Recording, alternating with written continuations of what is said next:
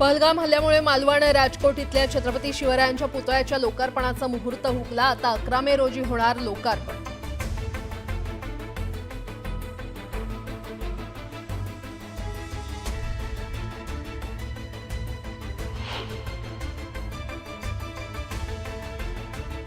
मुंबईला पाणी पुरवठा करणाऱ्या 7ही तलावातील पाणीसाठा 24% मुंबईकरांना पाणी काटकसरीने वापरण्याचं आवाहन।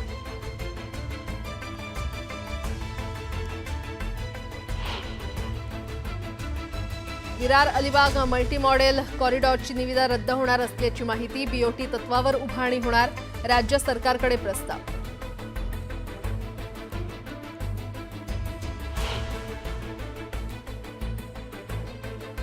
मुंबईत रस्त्याच्या काँक्रिटीकरणाच्या कामात निष्काळजीपणा करणं भोवलं, पालिकेच्या दुय्यम अभियंत्यावर निलंबनाची कारवाई।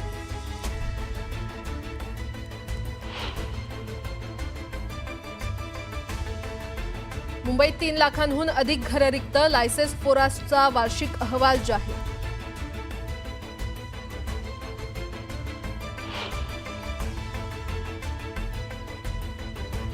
आरटीई अंतर्गत 3ऱ्या प्रतीक्षा यादीचे प्रवेश घेण्यासाठी 7 मे पर्यंत अंतिम मुदत। प्राथमिक शिक्षण संचालनालयानं जारी केलं सूचनापत्र।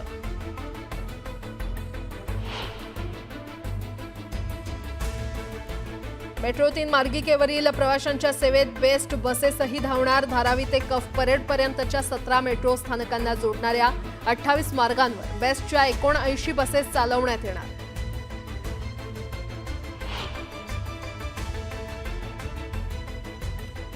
तापमानवाढीचा त्रास मनुष्यासह पशुपक्षी आणि प्राण्यांनाही। एप्रिल महिन्यात उन्हाच्या तडाख्यात मुंबईत 300हून अधिक पशुपक्षी जखमी।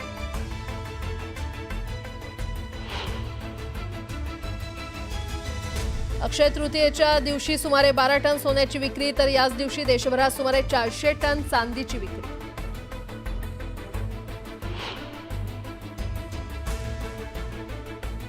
आणि आंब्यापेक्षा आमरसाला जगभर पसंती। मागील वर्षी 60,000 टन निर्यातीमधून 624 कोटींची उलाढाल।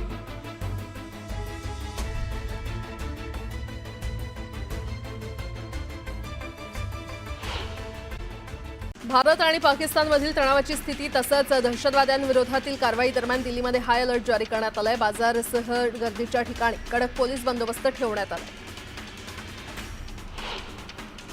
केंद्रीय गृहमंत्री अमित शाह यांनी पहलगाम हल्ल्यानंतर दहशतवादावर हल्लाबोल केला। पहलगामच्या दोषींना सोडणार नाही, सूड घेतला जाईल, दहशतवाद्यांना वेचून वेचून मारू असा इशारा अमित शाह यांनी दिलाय।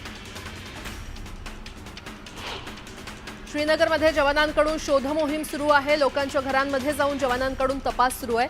संबंधित भागातील नागरिकांची देखील कसून चौकशी केली जाते। पुण्याच्या राजगुरुनगरमध्ये मुस्लिम समाजाकडून पहलगाम हल्ल्याचा निषेध करण्यात आला। यावेळी पाकिस्तानचा झेंडा फाडून जोरदार घोषणाबाजी करण्यात आली। परिवहन मंत्री प्रताप सरनाईकांनी धाराशिवमध्ये एक सूचक वक्तव्य केलंय। काही जुने मित्र शहरातील कचऱ्याचा प्रश्न घेऊन उपोषणाला बसले होते।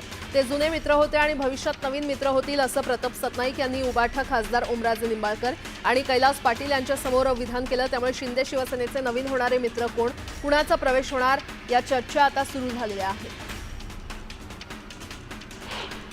धाराशिवमधील विकास कामांच्या स्थगितीचा विषय राज्य शासनाचा आहे, माझा नाही, असं उत्तर भाजप आमदार राणा पाटील यांनी प्रताप सरनाईकांना दिलंय। कामांना शेवटच्या 3 महिन्यातच मंजुरी कशी दिली याची चौकशी करा, अशी मागणी राणा पाटील यांनी केली आहे। नवी मुंबईत महापालिकेतील उबाठा गटाचे माजी नगरसेवक आणि पक्षाचे प्रतोद रतन मांडवे आणि त्यांच्या पत्नी यांनी शिवसेनेमध्ये प्रवेश केलाय। ठाण्यातील आनंद आश्रम इथे हा पक्षप्रवेश पार पडला। वाशिम जिल्ह्यातील शासकीय रुग्णवाहिकांवरील 102 कंत्राटी चालकांचं मागील 5 महिन्यांपासून वेतन थकीत आहे आणि त्यामुळे या चालकांच्या कुटुंबावर उपासमारीची वेळ आली आहे। तर 4 मे पर्यंत थकीत वेतन मिळालं नाही तर 5 मे पासून रुग्णवाहिका सेवा बंद ठेवण्याचा इशारा या रुग्णवाहिका चालकांनी दिलाय। सांगलीतल्या मिरज इथे अवैध हाडांची वाहतूक करणारं वाहन शिवप्रतिष्ठान गोरक्षा समितीच्या कार्यकर्त्यांनी पकडलं। या प्रकरणी अज्ञाताविरोधात मिरज शहर पोलिसात गुन्हा दाखल करण्यात आलाय। पहलगाम हल्ल्यामुळे मालवण राजकोट इथल्या छत्रपती शिवाजी महाराजांच्या पुतळ्याच्या लोकार्पणाचा मुहूर्त हुकलेला आहे। 1 मे अर्थात महाराष्ट्र दिनी पुतळ्याचं लोकार्पण केलं जाणार होतं, मात्र आता 11 मे रोजी लोकार्पण केलं जाणार असल्याची माहिती समोर आली। समृद्धी महामार्गाच्या इगतपुरी ते आमणे या चौथ्या टप्प्याचं आणि मेट्रो 3 भुयारी मार्गाच्या बीकेसी ते वरळी मार्गाचं लोकार्पण लांबणीवर पडलेलं आहे। आता हे लोकार्पण नक्की कधी होणार हे अस्पष्ट आहे। मुंबईत म्हाडाच्या मुख्यालयात येणाऱ्या नागरिकांची आता प्राधिकरणाकडून सविस्तर माहिती गोळा केली जाते। मात्र काउंटरची संख्या कमी आणि त्यातच ही माहिती गोळा करण्यासाठी वेळ लागत असल्यानं म्हाडा मुख्यालयाबाहेर उन्हात तान्हात नागरिकांच्या लांबलचक रांगा लागतात। खास करून ज्येष्ठ नागरिकांचे हाल होत आहेत। म्हाडाच्या कोकण मंडळाची प्रथम प्राधान्य योजनेअंतर्गत विविध गृहनिर्माण योजनांमधील 13,395 घरं विक्रीविना पडून आहेत। या घरांच्या विक्रीसाठी म्हाडानं नवीन संकेतस्थळाची निर्मिती केली आहे। याद्वारे विक्रीसाठी उपलब्ध असलेली घरं अर्जदार या संकेतस्थळावर पाहू शकतील। मुंबई महापालिकेच्या दवाखान्यांमध्ये डिजिटल सेवा सुरू करण्यात आलेली आहे। मोठ्या रुग्णालयांमध्ये रुग्णांना एक क्रमांक देण्यात येणार आहे। या क्रमांकाच्या आधारे रुग्णांवर पुढील उपचार करण्यात येणार आहे।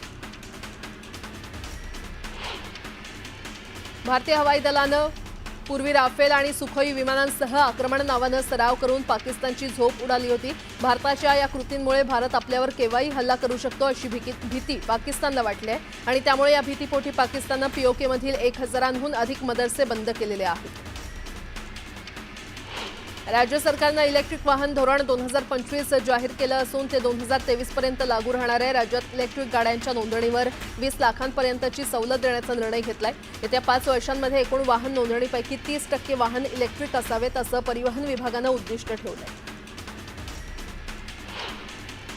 मुंबईला पाणी पुरवठा करणाऱ्या 7ही तलावातील पाणीसाठा 24% आलेला आहे। वेगानं होणाऱ्या बाष्पीभवनामुळे पाणीसाठा झपाट्यानं कमी होत असल्यानं पाणी टंचाईचं संकट उभं राहण्याची दाट शक्यता आहे। त्यामुळे मुंबईकरांना पाणी काटकसरीनं वापरण्याचं आवाहन करण्यात आलंय। उन्हाळी सुट्टीमुळे प्रवाशांची गर्दी वाढली असून अनेकांना रेल्वेचे तिकीट मिळेनासं झालेलं आहे। त्यातूनच मध्य रेल्वेनं सोडलेल्या विशेष गाड्यांचा कालावधी वाढवण्याचा निर्णय घेतलाय। यात सोलापूर एलटीटी, कोल्हापूर पुणे, सोलापूर दौंड या गाड्यांचा समावेश आहे। महाराष्ट्र राज्य माध्यमिक आणि उच्च माध्यमिक मंडळानं 10वीच्या परीक्षा शुल्कात 50 रुपयांची वाढ केलेली आहे। याआधी 10वीच्या नियमित विद्यार्थ्यांकडून परीक्षा शुल्क 470 रुपये घेतलं जात होतं, आता ते 520 रुपये करण्यात येणार आहे। मुंबई महापालिकेनं आतापर्यंत 43% नालेसफाई झाल्याचं म्हटलंय। मात्र प्रत्यक्षात पालिकेच्या डॅशबोर्डवर आतापर्यंत केवळ 32% नालेसफाई झाल्याचे आकडे दाखवत आहेत।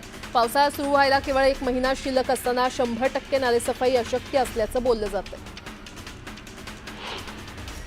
गंगापूर तालुक्यातील टोकीशेत शिवार वस्तीवर राहणाऱ्या शेतकऱ्यांच्या घरावर 8 ते 10 दरोडेखोरांनी दरोडा टाकल्याची घटना घडली आहे। दरोडेखोरांनी शेतकरी कुटुंबियांना बेदम मारहाण करत त्यांच्या जवळील सोन्याचे दागिने तसंच 5 लाखांहून अधिक रोख रक्कम लंपास केली आहे। पोलिसांनी तातडीनं तपासाची चक्र फिरवत दरोडेखोराच्या मुसक्या आवळल्या।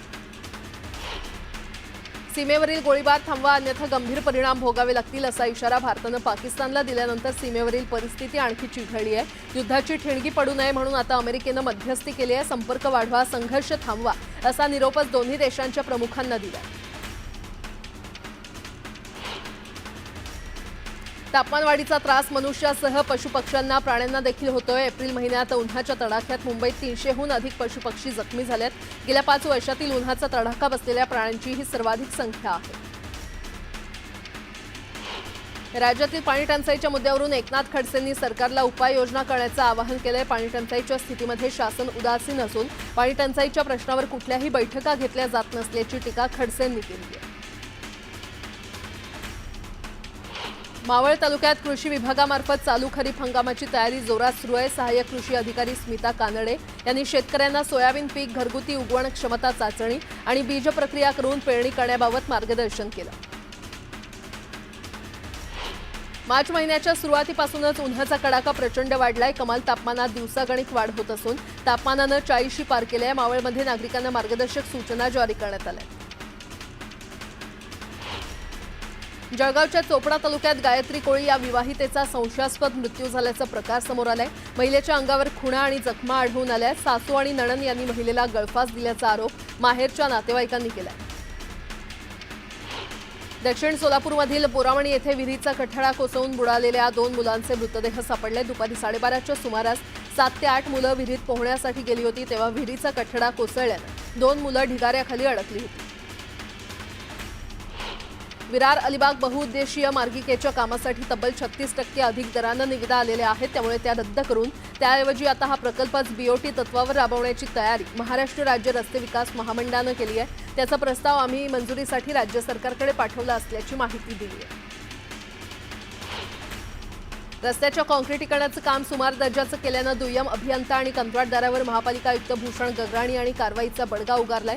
काँक्रीट मिश्रणात गुणवत्तेचा अभाव आढळल्यानं संबंधित दुय्यम अभियंत्याला निलंबित करण्यात आलेला आहे। रस्ते कंत्राटदाराला 50 लाख तर गुणवत्ता नियंत्रण संस्थेला 25 लाख रुपयांचा दंड ठोठावण्यात आलाय। मलनिस्सारण वाहिन्या, कुंड तसंच भूमिगत गटारं साफ करताना अपंगत्व आलेल्यांना तसंच मृत्युमुखी पडलेल्या सफाई कर्मचाऱ्यांच्या वारसांना अखेर योग्य भरपाई देण्याचा निर्णय राज्य शासनानं घेतलाय। विशेष म्हणजे 1993 नंतर घडलेल्या घटनांमधील पीडितांना शोधून त्यांना योग्य मदत केली जाणार आहे। नियमित कंत्राटी तसंच दैनंदिन तत्वावरील कर्मचाऱ्यांचे वारस नुकसान भरपाईला पात्र असतील।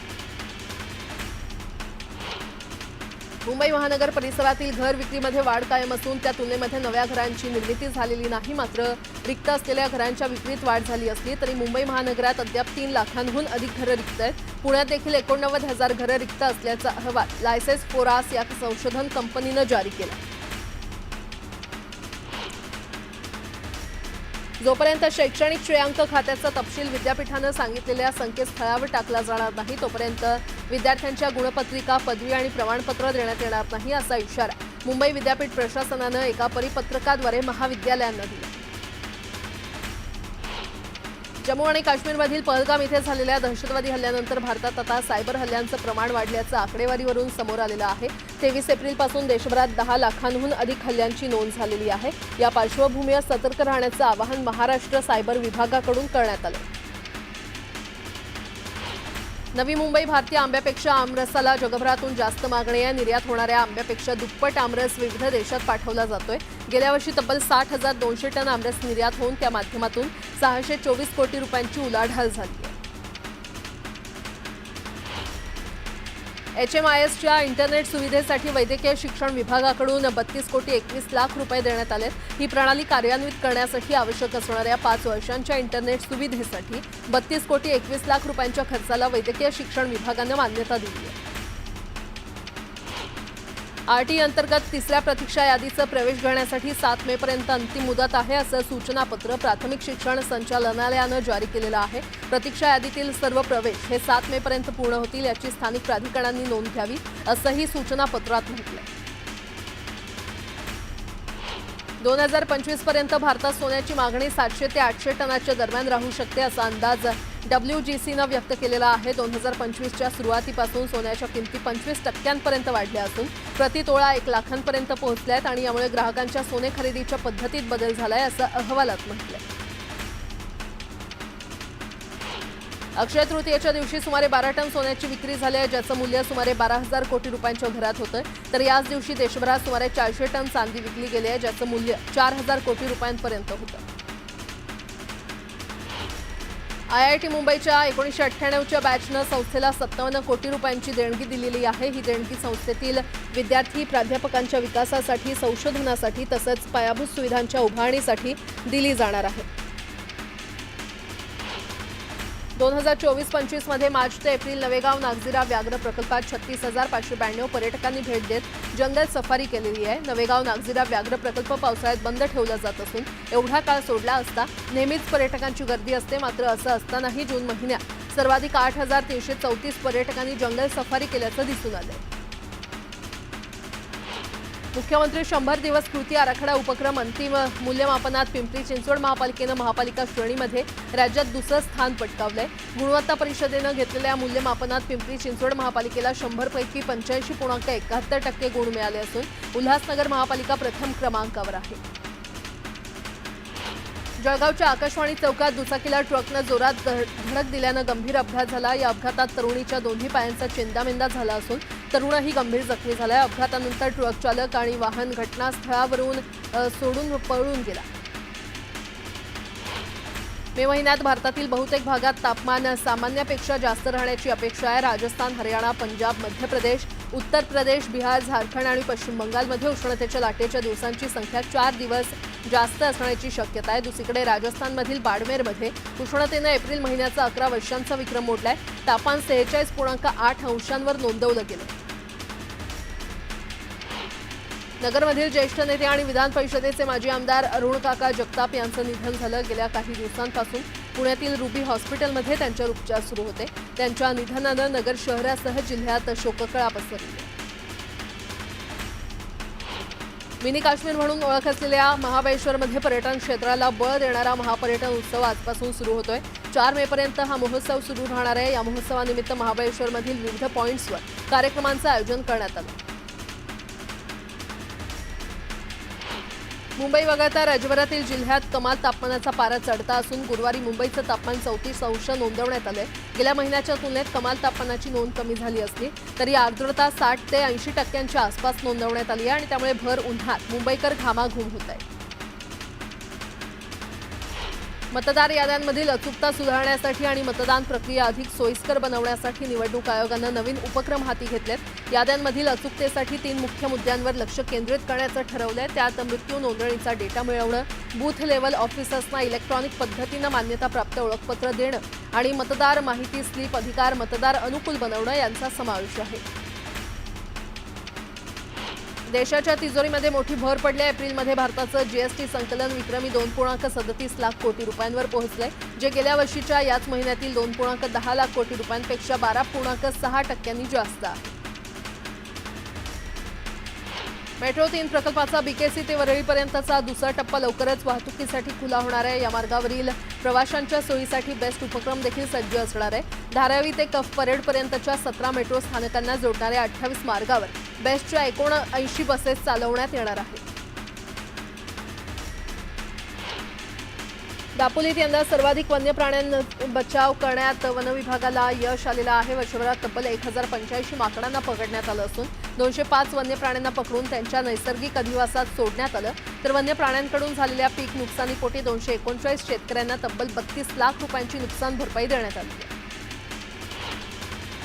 भारत पाकिस्तानमधील अटारी बॉर्डर पूर्णपणे बंद करण्यात आली आहे, त्यामुळे अनेक पाकिस्तानी नागरिक अडकले आहेत। दरम्यान पाकिस्तानला परत जाऊ देण्याची विनंती करत महिलांनी टाहो फोडला।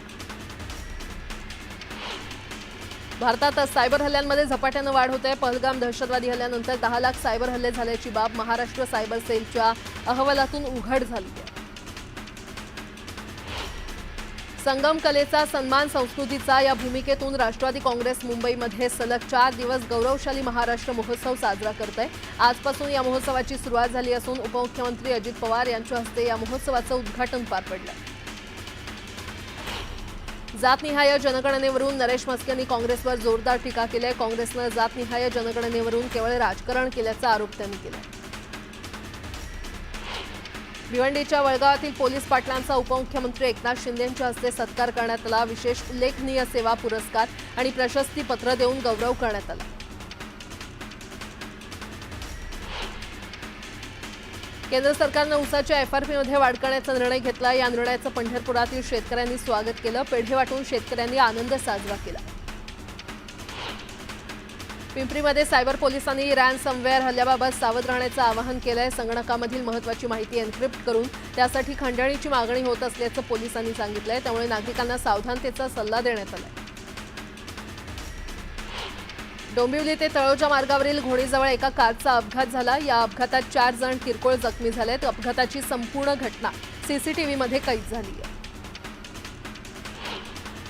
नाशिक पुणे महामार्गावर प्रचंड मोठी वाहतूक कोंडी पाहायला मिळाली। संगमनेर तालुक्यातील घारगाव शिवार परिसरात रस्ता रुंदीकरणाचं काम सुरू असल्यानं 2 किलोमीटरपर्यंतच्या रांगा लागल्याचं दिसून आलं, त्यामुळे वाहन चालकांना नाहक त्रास सहन करावा लागला।